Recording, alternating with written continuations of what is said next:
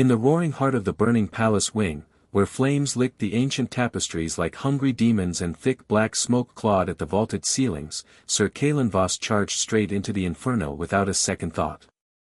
The heat slammed into him like a physical blow, searing his lungs even through the soaked cloth wrapped around his face, but he did not slow.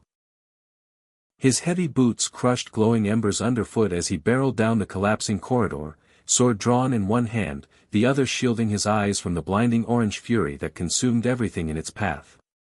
The princess's screams had cut through the night like a blade moments earlier, high, terrified, echoing from the royal chambers where the fire had started, deliberate and vicious, set by traitors who sought to end the bloodline in one merciless stroke. Kaelen's heart thundered louder than the cracking beams overhead. He had sworn an oath to protect the royal family, but this was no mere duty. This was Elara, the princess he had watched grow from a laughing child into a fierce young woman with her mother's fire in her eyes. He would not let the flames claim her. Smoke stung his eyes, turning the world into a hellish blur of red and shadow.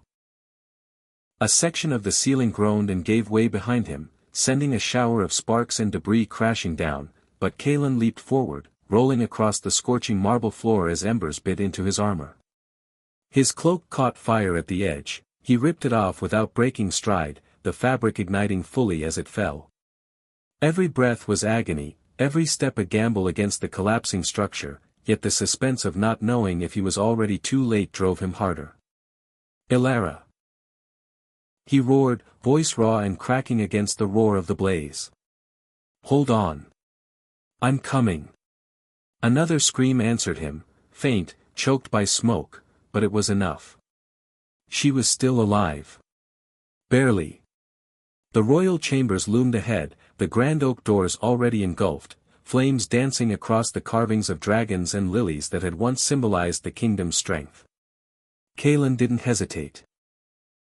He lowered his shoulder and slammed into the weakened wood, the impact jarring every bone in his body as the doors splintered inward in a burst of fire and ash. Heat exploded outward, nearly driving him back, but he pushed through, eyes watering, armor heating to the point where it blistered the skin beneath. Inside, the room was a nightmare of destruction, the canopy bed ablaze, tapestries reduced to falling cinders, and there, cowering in the far corner behind an overturned marble table, was Princess Elara, her silk nightgown singed and torn, her face streaked with soot and tears. She looked up at him with wide, desperate eyes, coughing violently as the smoke thickened.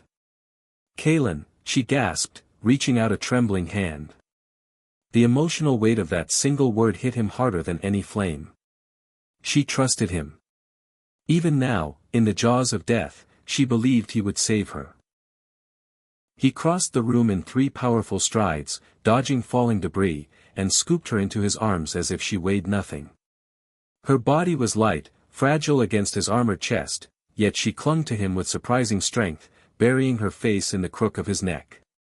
I've got you, he murmured fiercely, voice thick with emotion he had long buried beneath layers of knightly resolve. You're safe now. Just hold on. But safety was an illusion here. The floor groaned ominously beneath them, and fresh flames surged from the adjacent balcony as the fire found new fuel in spilled oil from shattered lanterns. Carrying her, Kaelen turned back toward the shattered doorway, but the corridor beyond had become a tunnel of pure fire. Beams crashed down, blocking the path he had taken. Panic clawed at his throat. The suspense of being trapped, of watching the princess he loved like his own sister suffocate in his arms while the kingdom burned around them. There was only one way out, the narrow servants' stairwell at the far end of the chamber, a hidden passage few knew existed. He had memorized every inch of this palace during his years of service, a habit born of paranoia and loyalty. Stay with me, he told Elara, adjusting his grip as he kicked aside burning furniture to reach the concealed panel. Smoke filled his lungs, making his vision swim, but he found the latch, yanking it open with a strength born of desperation.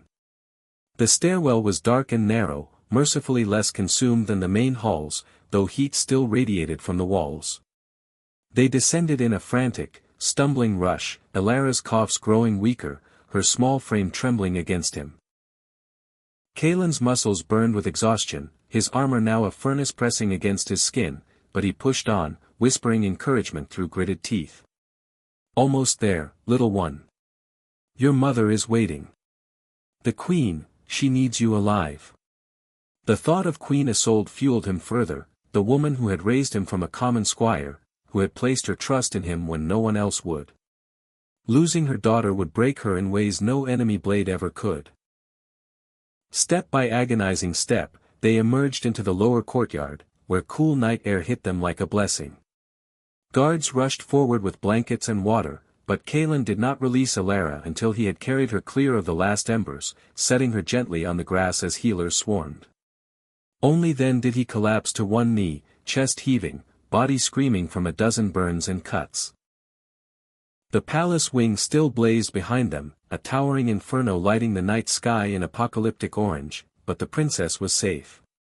Coughing, vision blurring, Kaelen looked up just as Queen Isolde burst through the gathered crowd, her regal gown disheveled, crown askew, face pale with terror that melted into overwhelming relief at the sight of her daughter. Elara reached for her mother with a weak cry, and the queen dropped to her knees beside them both, pulling her child close while her free hand grasped Kaelen's soot-covered fingers.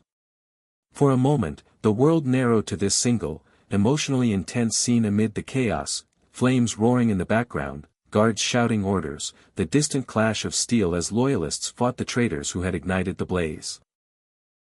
Queen Isolde's eyes, usually so composed and commanding, brimmed with tears as she looked from her coughing daughter to the knight who had charged into hell itself.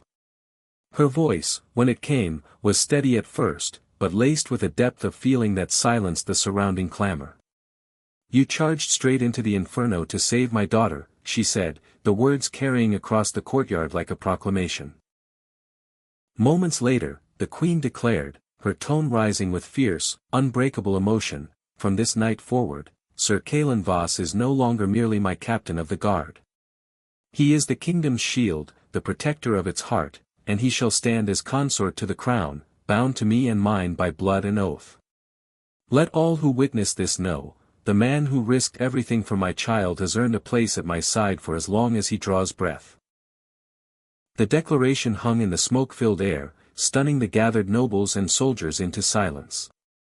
Kaelen stared at her, his burned face slack with disbelief, the suspense of her words crashing over him like a tidal wave. Consort? To the queen herself? He had loved her in secret for years, admired her strength, her quiet grace, the way she ruled with both iron and compassion, but never dared dream of such closeness. Emotionally, it tore him open. The exhaustion, the fear for Elara, the raw relief, all mixing with a profound, trembling joy that made his scorched hands shake in hers. "Your Majesty," he began hoarsely, but Isolde shook her head, tears now flowing freely down her soot-streaked cheeks as she held Elara close with one arm and Kaelen's hand with the other.